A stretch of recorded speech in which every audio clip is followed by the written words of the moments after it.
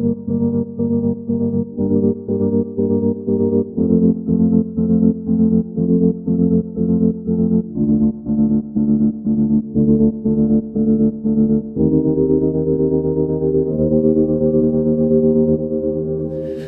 everybody to the next panel. We have 3 great speakers, not only 2, and 1 moderator, that's me. I'm Ralf Fücks. I'm the director of the Center for Liberal Modernity based here in Berlin. We have roughly 45 minutes for a quick but deep dive into 3 substantial questions. The first one is what went wrong? What are the root causes for what political scientists call democratic recession we are facing almost all over the globe, with some promising exemptions or some encouraging exemptions, like the last elections in Moldova. The second, a little bit inconvenient question, but I think a necessary question for defenders of liberal democracy is, did liberals, be it on the left or the right wing of the liberal spectrum, themselves contribute to the anti-liberal swing we are facing? So are there, I would say, some elements in liberal policies in the widest sense, be it economically or culturally, which contributed to this anti-liberal revolt? And what can we learn from that? And this leads to the third question, the famous what to do, how to strengthen democratic resilience. I think there's no need for lengthy introductions of our speakers. I'll start with Boyajian. She is president of Freedom House, and probably you all know Freedom House is one of the, let's say, globally leading institutions, not only in defense of freedom and democracy, but also doing very substantial research and developing some measurements of the state of democracy globally. And I just learned, I was not aware about that Freedom House was founded in 1941. Confronting fascism and building coalitions among, I would say, the few remaining liberal democratic countries and movements. So, welcome very much, Anne. Our next speaker, Garry Kasparov, you all know him, I would say, as a double champion, the former chess champion, one of the brightest ever. But now for a very long time also a champion of freedom and democracy, first within Russia. He had to leave, I think, 2013, because of risk for his personal safety. Now based in the US and continuing fighting the Putin regime, but now also very much engaged in defending democracy in the US. His last book, Winter is Coming, is calling for action against rising authoritarian threat from Russia and other authoritarian regimes. Welcome, Garry. And last but not least, Mantas Adomėnas. He's the Secretary General of the Community of Democracies, a global coalition of states dedicated to defend and advocate democracy. And before that, he served as a member of the Lithuanian Parliament and Vice Minister of Foreign Affairs of the Republic of Lithuania in the early 20s. So, welcome. And I would like,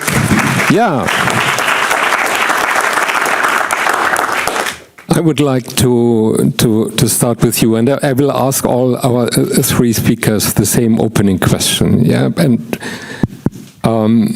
what do you think? What is your assessment? What are the root causes for this? What Timothy Garton-Ash and others are calling anti-liberal counter-revolution, and in the term counter-revolution is already I would say included that it is the response to a very long term of successful liberalization globally.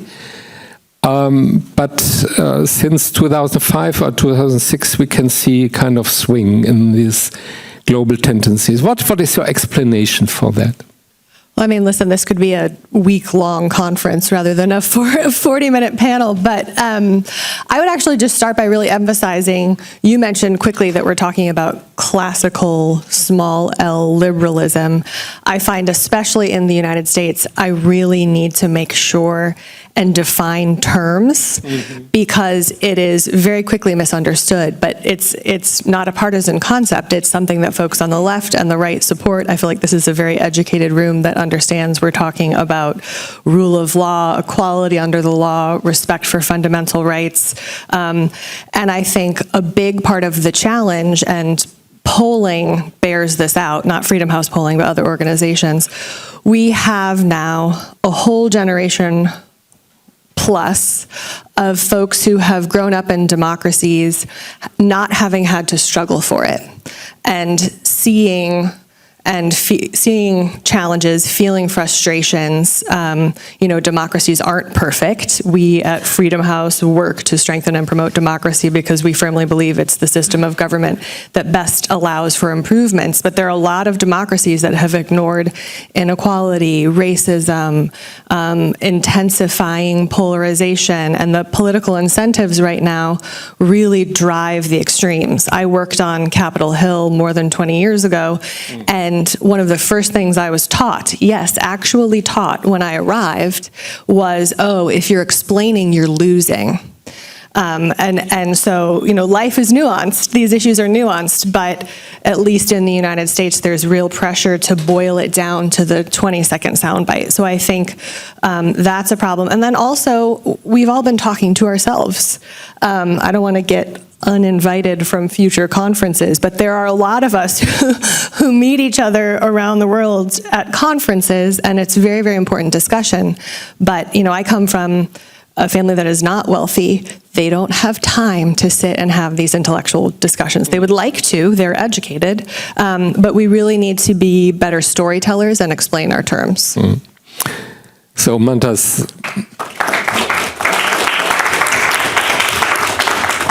what is your reading? Yeah, there are, I would say, a lot of different explanations in the air. Yeah, if you look to, I would say, the catalytic moments for the anti-liberal swing, the financial crisis in 2008, 2009.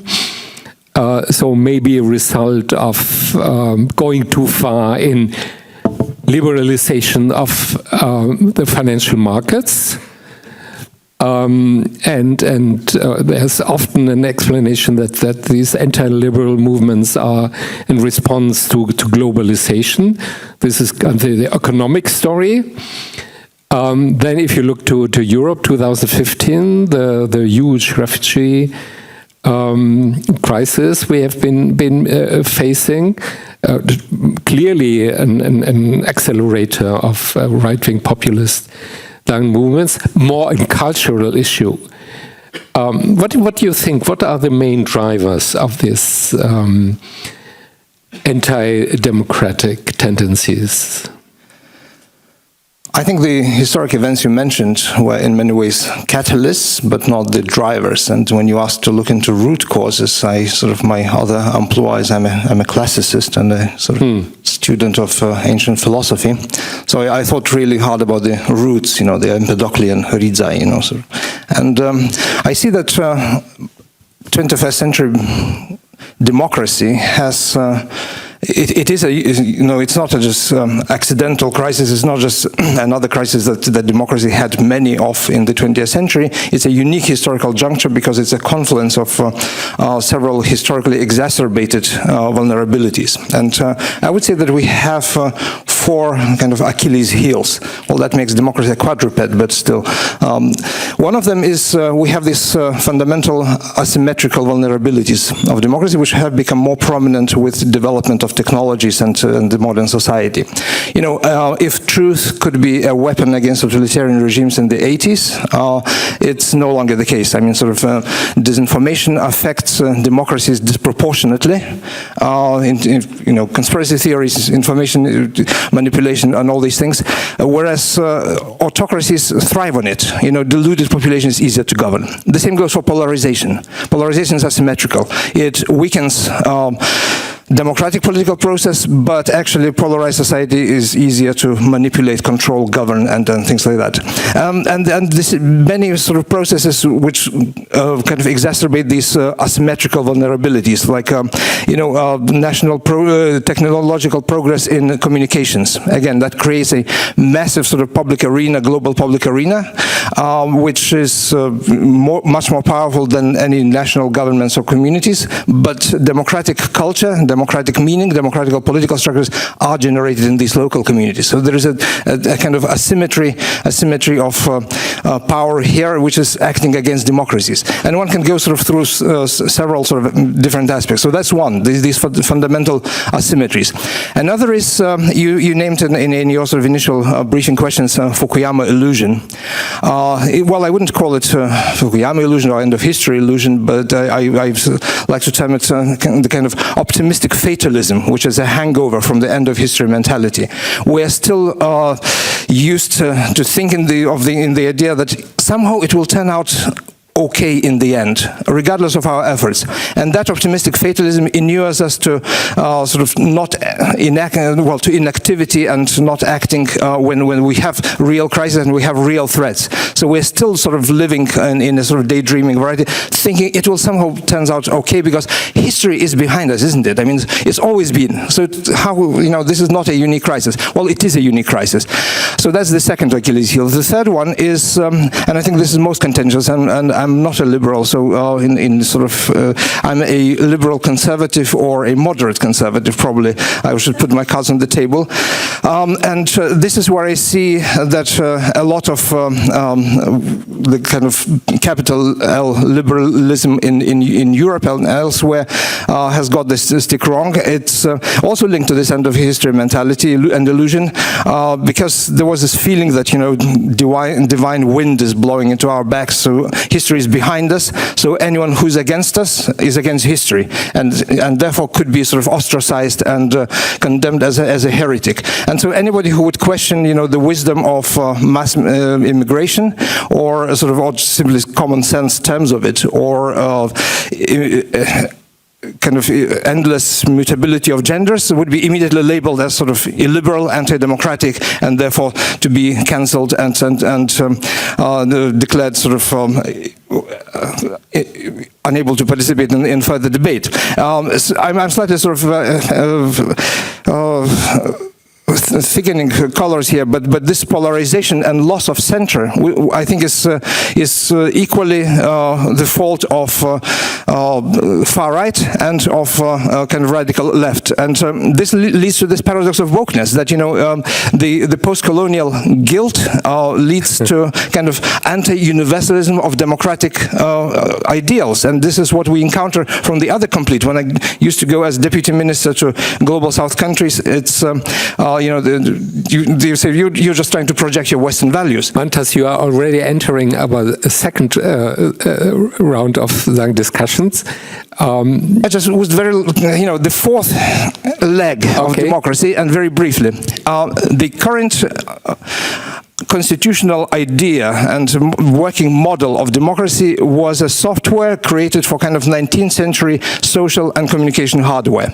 So live physical communities, fairly continuous information sphere, and this is no longer the case. So we have a sort of kind of software which no longer has a hardware on which to function. I think this is a fundamental vulnerability, and that's why sort of, you know, we have to rethink this app of democracy in a very cardinal way. Thanks a lot. Much food for discussion. Your comment, Garry.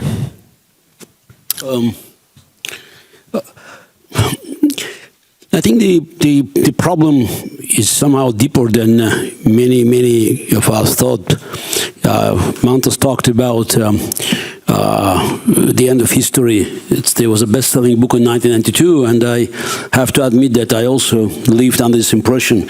Cold War was over, the Berlin Wall has disappeared, Soviet Union has gone, so the future would be bright. But we all ignore the simple fact. Evil doesn't die. It can be buried under the rubbles of Berlin Wall. But the moment we lose our vigilance, become complacent, it sprouts out. And the fundamental mistake made back then in 1991, in the years of euphoria, was that there was no new vision offered. Because in history doesn't end. It could be end of the chapter, not the end of the book. And there was an end of the chapter. But we go back to a relatively recent event in European history. For instance, 30 years war in Europe ended up in 1648 by peaceful Westphalia. That was based on recognition of new states. The War for Spanish Succession in 1714 ended also by a peace treaty. The Napoleonic Wars ended with the Vienna Congress. World War I, League of Nations. It's a bad arrangement. World War II, United Nations. So it was always, you know, a new formula to create the balance. There was nothing offered in 1991, 1992. Basically, we all wanted to live with the old institutions, like United Nations. UN was built to protect the peace, you know, between USSR and USA and avoid nuclear confrontation. It was built to freeze conflicts, not to solve them. So in 1991-92, we had a chance. Obviously, it was America's, you know, duty as the only remaining superpower to offer new vision. Nothing happened, which meant vacuum was created. But vacuum doesn't stay long. If you create vacuum, who is going to fill it? And now we have the outcome of this vacuum being filled by Xi Jinping, by Putin, by Islamists. So, and we're still trying to figure out what did go wrong without offering the vision. I think it's about the strategy, and also recognizing that, like it or not, we're in the midst of the war.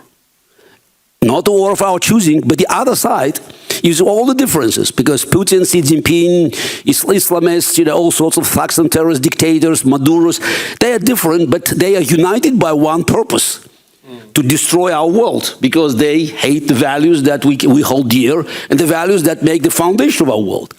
And unless we recognize that there's an existential threat, and everything is connected, because globalization means not only financial and industrial and other factors, but it's also political connectivity. And we understand it, but we don't want to actually make it the core of our policy.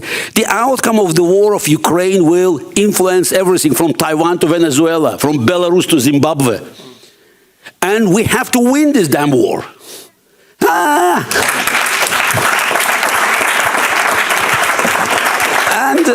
And that's it. And the moment we say Ukraine must win, which means the democracy must win, we have to defeat the forces of evil. It's a battle between tyranny and freedom.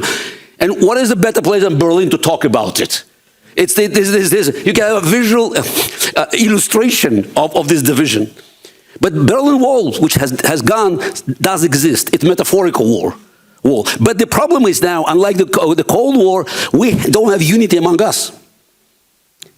Back 50 years ago, there were some fringe groups in the free world that could, show sympathy to the other side. Now we have legitimate political forces, because the other side doesn't care about this metaphorical Berlin Wall. They cross the border. So you have the most popular party in Germany that is almost openly conspiring with Putin. You have government in the United States that, again, many questions to ask about their affection to Putin and also to dictators in general. So again, it's not accidental. Very important for us now, and that's, I just finished my comments. It's very important to us to understand that AfD is not accidental. Donald Trump is not accidental. This is not a nightmare that you wake up in the morning, they're gone. No, they'll stay because we have to understand the reasons. And it's a very complicated picture. It's a big picture. But we have to look at deep down, understand what did go wrong. And I believe it's because we have no vision for the future. We have to come up with a plan, strategy, and then start implementing it. Thank you.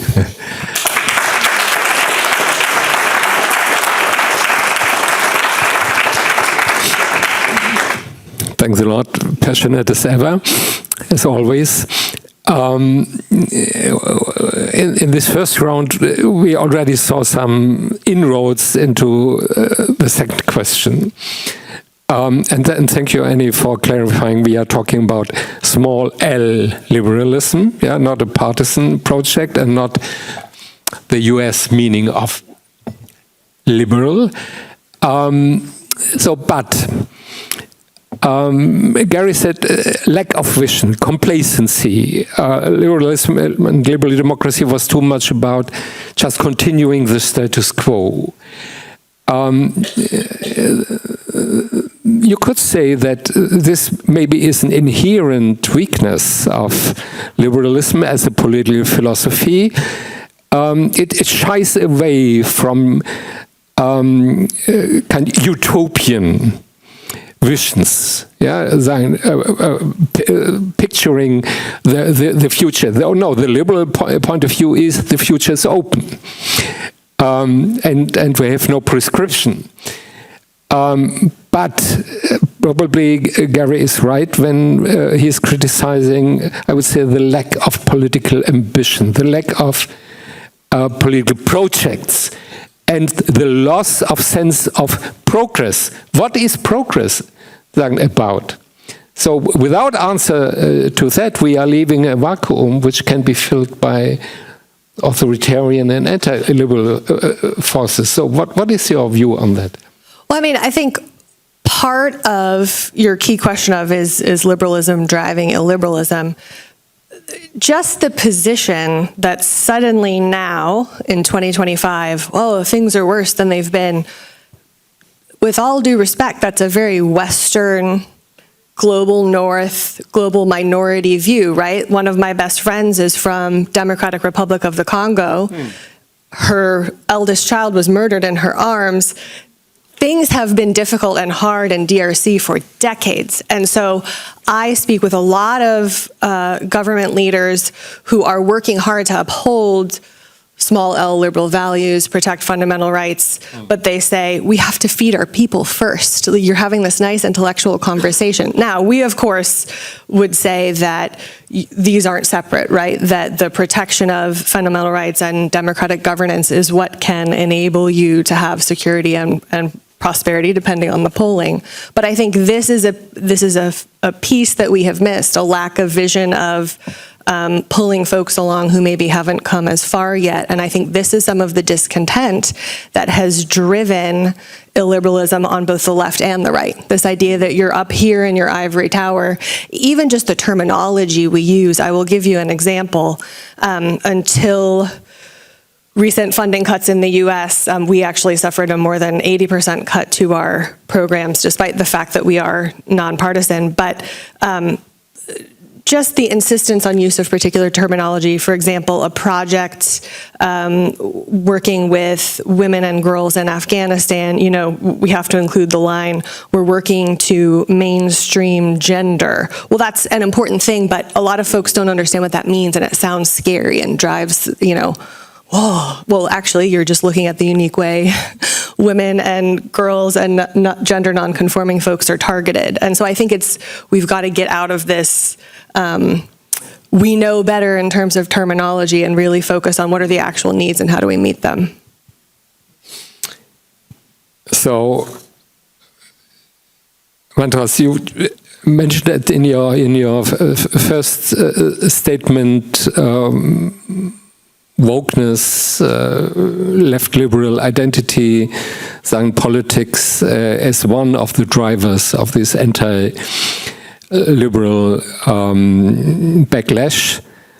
But describing yourself as a liberal conservative or moderate conservative, I would like to ask you, how far did economic policies, liberal economic policies, contribute to that counter movement? Yeah? Did liberals go too far with deregulation, privatization, weakening public institutions, celebrating globalization without realizing that there are losers of globalization and digital revolutions in our own societies, and neglecting their worries? Well, first of all, I would like to start from slight retraction. I mean, because I was asked by the Zentrum to Liberale speak about this. That's why I specified and that was the title of the panel. I think that the loss of center of this political center is equally a fault of both flanks in different ways. Culture wars on the right and identity politics on the left, and they both made this and instrumentalizing concepts like freedom, democracy, human rights, making them into political weapons. They destroyed that common ground on which democracy thrives. So that's I think fundamental, a very important caveat that I should put. Now, when it comes to economic policies, to me, I think it all boils down to the fact that economic truths and laws, which should have been scientifically or at least empirically verifiable, suddenly became a matter of ideology, both on the liberal and on the in many ways across the board. I mean, if you look at New Labour, it's subscribed to the same sort of economic policies. They were taken as truths just because it worked at some point in limited contexts. That globalization will bring world peace. I mean, it became ideology. It was no longer economics. It was no longer economic science. And this is what I think deceived so many governments into cozying up to Putin, thinking that the more we involve him, the less capable will he be to attack us. The same went with this China. Was a special German illusion, yeah. Yes, tying up China into the World Trade Organization and others, and thinking that it will not abuse and manipulate and exploit those rules to the detriment of everybody else, because these regimes are not rule playing. So, in a sense, this was the blindness, which again is born from this optimistic fatalism of that destiny and historic tendency is behind us, and we've just been because of our ideological blindness, didn't see the signs of times when tide was turning against us, and the instruments we created for this equitable, new, prosperous world were suddenly used against freedom and democracy. Thanks a lot. Garry, are there reasons for liberal critical self-reflection? Absolutely. Liberalism was winning and is still winning in some places, not by bringing tanks to the streets, by gaining votes. And why they're gaining votes? Because great chunk of population in America is a majority. Here is not yet a majority, but if you start combining votes of far left and far right, it's always there. So it's being neglected. And why? Because the liberal elites, use small l, have been engaged in debates that had nothing to do with the life of so many. Yeah, we can spend a lot of time debating unequal pay in Hollywood. It's very important. What about gender apartheid in Afghanistan? And of course, it's much better to talk about issues like pronouns. But it ignores the fact that, the world just leaves. And they're very, very different problems. It's not just bread on the table. It's, in many places, physical survival. It's easy to protest against big wars. Oh, yeah, this is colonial wars. We had colonial past. We have to blame, rightly so, for many ills in the past. Yes, let's get out of Africa. There is no vacuum. Yes, there are no more French or American bases in Sahel. Who is there? Russia and China. It's a new colonialism, much worse. And the genocide in Sudan, which only recently made to the front page, paid by United Arab Emirates money. So it's, and we're out. But you can't be out. Our planet is pretty big, but actually small. And everything, is interdependent. Yeah, it's, again, was it a correct political decision to remove remaining American troops from Afghanistan? Okay, 5,000 of them. By the way, no casualties in the last year. We can doubt, we can argue about it, but we have to start comparing. Yes, great, we're out. Millions of women in Afghanistan living in slavery now. Was it a good trade? Yeah. Just to give some points to Biden and Trump? Yeah. No, I don't think so. So again, recognizing that we can't separate ourselves. That's exactly. There's no more North and South. There's one damn planet.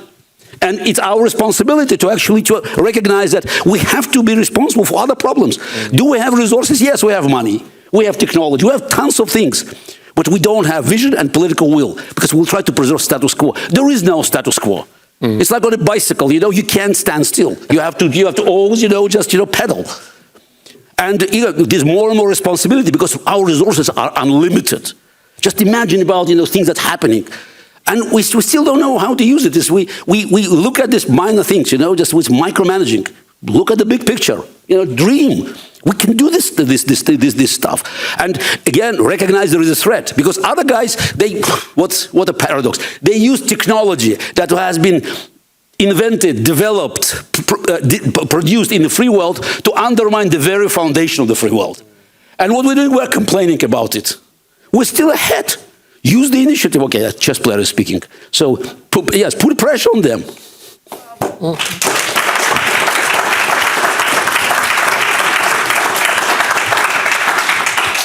So, is this the answer to the question what to do? How to strengthen democratic resilience and regain, I would say, initiative, regain the offensive in the battle with counter-liberal forces?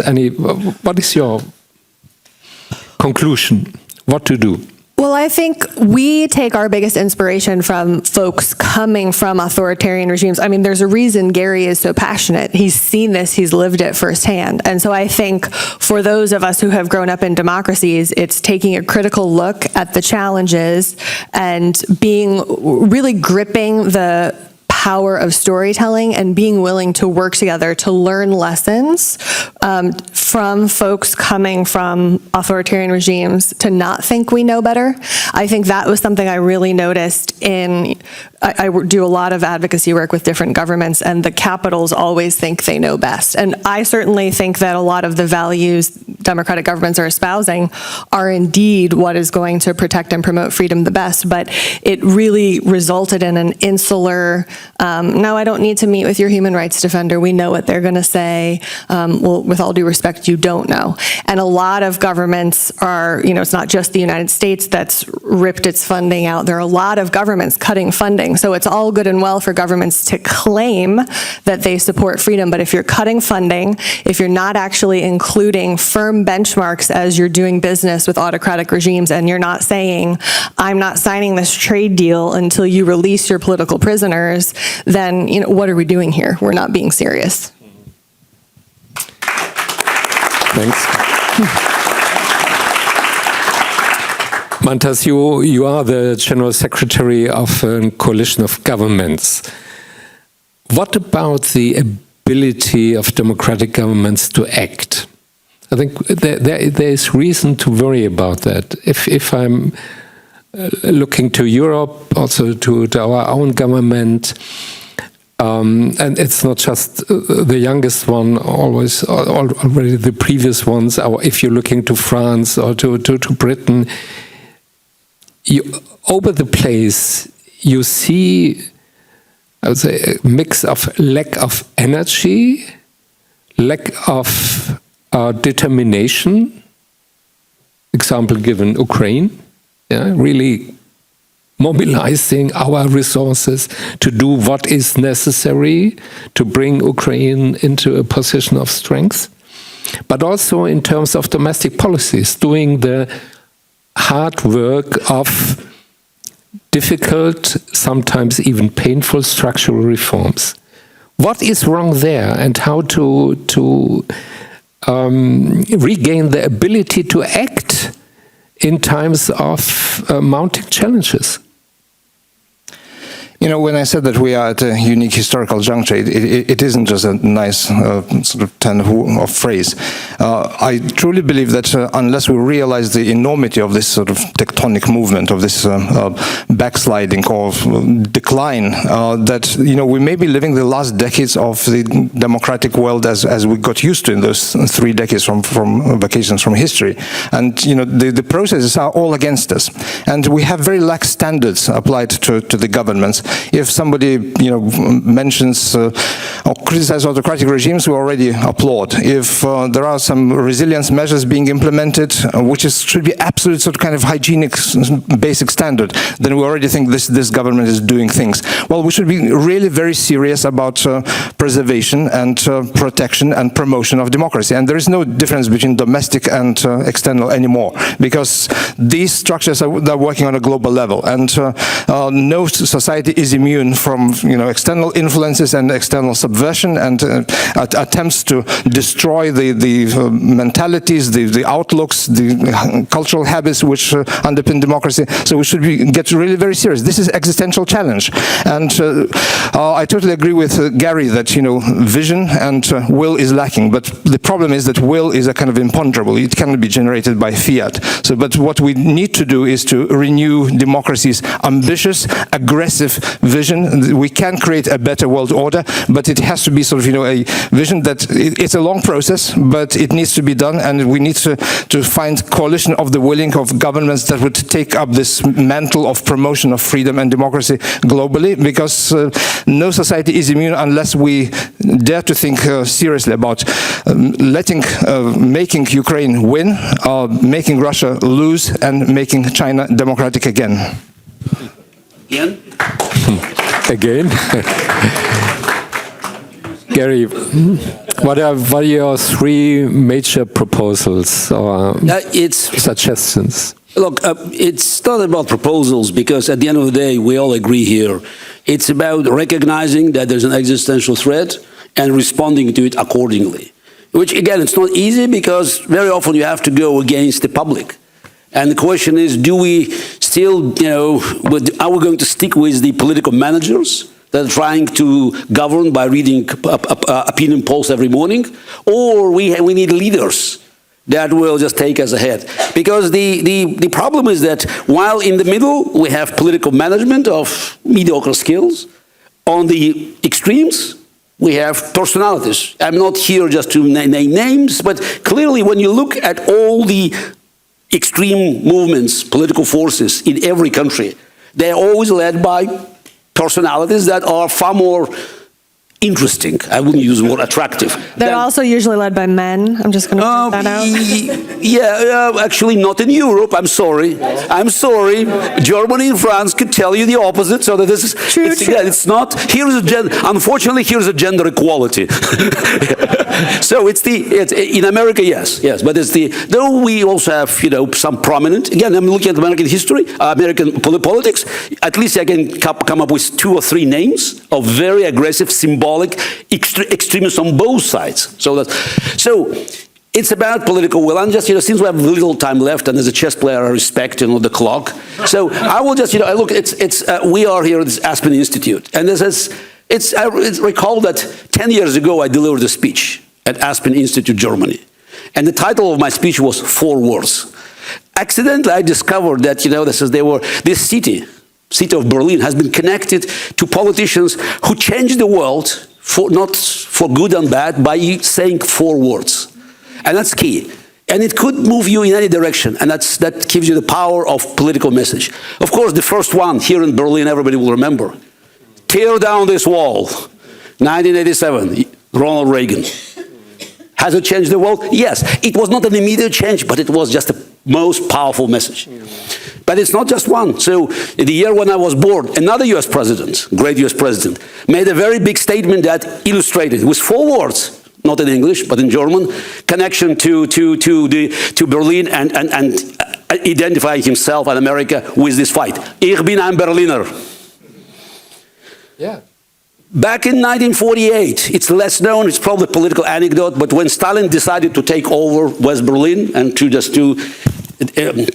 announce the blockade, another US president, Harry Truman, again I said allegedly said, "We shall stay, period." That was his response to Pentagon recommendations to abandon Berlin. By the way, Harry Truman faced Joseph Stalin, not Vladimir Putin, Joseph Stalin. And he knew that it was the right thing to do. And he not just saved West Berlin, I think he saved the very idea of democracy and prepared the roots for Germany eventually to become united and democratic. But 10 years earlier, another political leader, British Prime Minister Chamberlain, also said 4 words: peace for our time, and that was capitulation. And we know what brought where this capitulation, which looked very peaceful, great, brought us 1 year later. So it doesn't require much, just 4 words, but it's a political will, strong statement, and leadership. We have to lead. So and not from behind. We have to take a lead, and I believe a lot of people, the World Liberty Congress in Berlin that brought together 180 freedom fighters from 60 oppressive countries, had plenty of will. The problem is people came from the countries where there are no resources. So uniting this will, this energy, with the political, financial, military, economic power of the free world, that's how we can change the world. Thank you.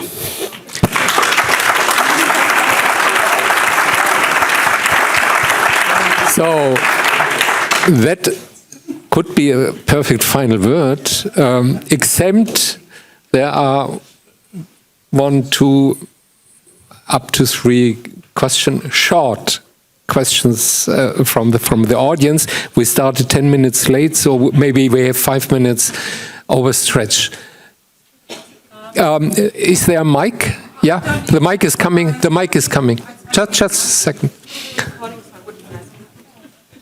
Okay, but be brief, please. Yeah. Thank you for this conference. Thank you for those people who are sitting here and discussing. I don't have a question. I just like to say something that I think Kasparov mentioned. There is always something evil in people. When I was 12 years old, I was very shocked by the films we were shown in German classrooms about the concentration camps of this horrible nightmare in Germany. And I was also shocked about that those students in my class who mostly loved to watch these films and read books about the poor Jews, etc., all the victims of the Nazis, that they had something evil in them, their characters. And I think maybe that's the blind spot in humans. There is always something evil in ourselves. And also, if we don't look just at the 20th century, but about 2,000, 3,000 years of history, democracy comes and goes. And yes, I think we are at the end of our democratic time. Unfortunately, I'm not an optimist anymore. I'm a teacher, and I see what students are. Oh, sorry, I just wanted to say that. Yeah. Maybe we just stay in that corner. Please, it's not just, I know, but we are running out of time. Yeah, thank you very much. I'll hurry up. Just one question. Do you, maybe from experiences or research or whatever, know any kind of factors that you can push in autocratic societies or societies that are kind of on the backslide to then become re-democratic or to re-democraticize? Thank you very much. Mm-hmm. Did you raise your hand? No? Yeah, please stay here. It's arbitrary. I'm Doug Selvage. I'm a historian. I live in Berlin. And my question is, maybe the end of the Cold War has been misunderstood because I would consider it more a victory of nationalism, maybe liberal nationalism, but I think this is something that's totally left out of all of these issues, because in the old days when liberals used to win elections big time in the United States, it's because they appealed to this sense of community, of being part of a nation, and I think that's maybe one of the things that are missing, although I know nationalism's a dirty word in Germany for a number of reasons, but then I also see today, for example, how many Germans sort of look down their nose at Poland or places east of Germany because they seem to be too nationalistic somehow. And I think that's really a weakness in the West. So, a quick final round. Just pick the question you are mostly intrigued by. I will start with the last one. To me, as a Lithuanian who participated in the national movement rallies in the 88 and 89, and which brought to us the notion of freedom and national liberation, it's inseparable. And national dignity and recovery of freedom as a nation and dignity of being ourselves is very much in the DNA of our democracy. So, and I think this has to be recognized. The 23 million people of Taiwan have no right to sort of maintain themselves a nation because there is this sort of consensus of silence of goading up to the Chinese Communist regime, and lots of other nations. And this is what Liberty Congress was about in many ways. That it's inseparable, these elements, and we should not overlook this very important part of human dignity, of the right to be ourselves in our own homeland. Maybe we should differentiate between kind of democratic patriotism and chauvinism. I have a data answer, but sort of from the reverse. So our Freedom in the World report is more than 50 years old, and a lot of people like to say, oh, this particular right is the canary in the coal mine. If it starts to decline, that means all the others will follow. We don't really see a canary in the coal mine, but what we did see is over our 50 years of data, freedom of expression seems to be attacked most and declined the most. And so if you're in a country where things are starting to go south, it really is that freedom of expression, because it's linked to so much about your identity, about your religious expression, about media. And so flipping it, there's certainly different country contexts that are important, but then flipping, really, it's about being able to successfully have a change of power. And then I will just add, no one asked, but I will say, I think part of the way we win this is we have to reach the next generation. The youth feel like we're not listening, and this is across democracies and around the world. And if we cannot reach them, listen to their concerns, and figure out a way to harness it, we are not going to win. It will be long history. Garry? No, there's no question that human nature is quite mixed. Yeah. And the history of Germany or Russia, you illustrate perfectly that some regimes could succeed by using propaganda and other means to drive nations, almost entire nation, into the stage of despicable cruelty. It's possible. The answer is only democracy. And I'm not buying the story, democracy comes and goes. Let's not, talking about just 2,000 years, 3,000 years. Let's talk about the last 300-400 years where democracy was the main driver of progress. And we live longer, we eat better. Yes, it's not perfect, because we still have responsibility for others who are lagging behind. But again, even if you look at Africa now, the life there is definitely much better than 100 years ago. So we are making progress, slower than we want, but we're making progress, and we're moving in the right direction. Some say with the speed of a snail, but we are moving in this direction, and because of democracy. Because we basically invented everything. So and people in the kind of thing like China, at the end of the day, they would like to have this kind of war. So, and that's why regimes like Chinese or Russian or the dictators and all the authoritarian regimes, they have to go in this perpetual state of war, because the moment they end confrontation, they have to explain why life in Russia is not as good as in Estonia or Lithuania. It was part of the same empire. I'm not even mentioning Finland.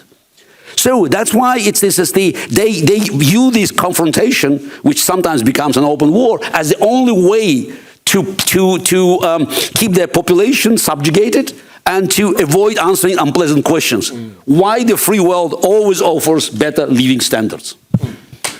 So,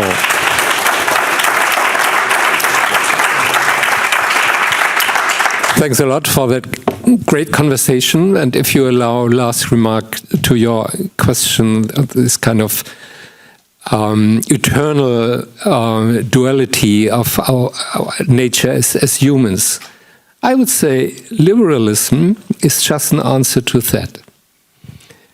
Liberalism doesn't demand people to become angels. Yeah, it's not the idea that we all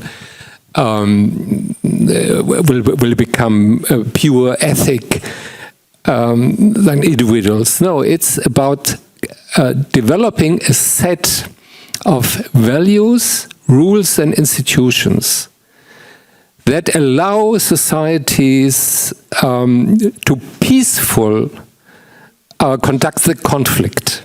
Yeah, it's not a society without conflict. It's the idea that society is always about conflicting passions, interests, ideas, and how to create a set of institutions that will enable that these conflicts will not lead to civil war, but to compromise. Yeah, and this is, I think, still a very valid idea. But now what we are confronted with and what mainly Garry was talking about, that we are now confronted with evil regimes.